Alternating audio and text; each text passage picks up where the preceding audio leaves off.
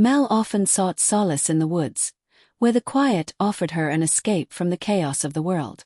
But tonight the forest felt different. The moon hung heavy in the sky, its eerie light casting long shadows that danced and twisted with every step she took. The silence was unnerving, broken only by the occasional snap of a branch beneath her boots. She wandered deeper, her thoughts lost in the labyrinth of trees. Suddenly, a growl tore through the stillness, a sound so guttural it seemed to reverberate in her chest. Mel froze, her flashlight shaking in her hands. And then, stepping into the moonlight, she saw it, a wolf the size of a lion. Its golden eyes burned with a mix of rage and sorrow. It snarled, its teeth flashing as it advanced. Panic surged through her veins.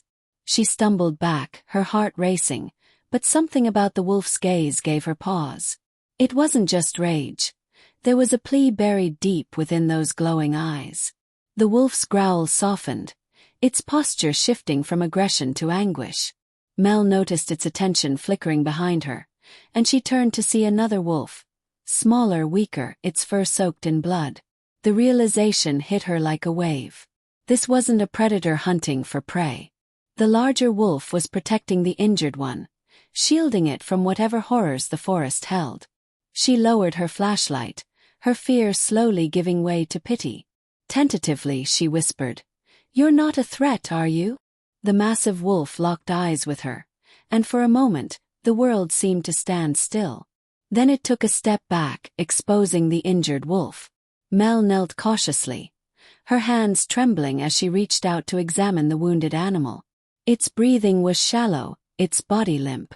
She glanced at the larger wolf, who seemed to nod, urging her to help. As the hours passed, the wolves remained silent, their pain and fear palpable.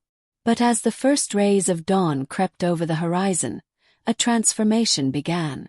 Mel watched in disbelief as the wolves changed, their forms reshaping, their fur receding. Within moments they were human. The larger wolf became David, a man with striking golden eyes and a commanding presence. The injured wolf, now a frail young man named Billy, struggled to stay conscious. As Mel worked to stabilize Billy, David spoke in hushed tones, recounting the horrors of the night. "The hunter came after us yesterday," David began, his voice heavy with grief. "Billy was first. He tried to run but the shot took him down. I fought to protect him, but the hunter didn't care. He's relentless, a killer who sees us as nothing more than trophies." Mel listened intently, her heart aching for the two men who had endured so much. She nodded, her resolve strengthening. "We'll get him to the hospital," she said firmly. "But we have to move now." With no phone, no car, and miles of forest between them and civilization, the journey was grueling. David carried Billy, his human strength a shadow of his wolfish power. Mel helped as best she could, her own exhaustion mounting with each step.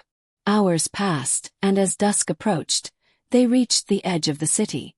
The hospital's glowing sign was a beacon of hope, but their relief was short-lived. The hunter was waiting. He stepped out from the shadows, his rifle gleaming in the dim light. "You thought you could outrun me," he sneered, his voice dripping with malice. "You should have known better." David's eyes blazed with fury as he shielded Mel and Billy. "You've done enough damage," he growled. "Leave us be." But the hunter raised his rifle, his finger tightening on the trigger. The parking lot erupted into chaos. David charged, his humanity slipping away as he fought with a primal ferocity.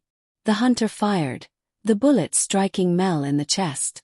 She collapsed to the ground, gasping for air. David roared, overpowering the hunter and disarming him.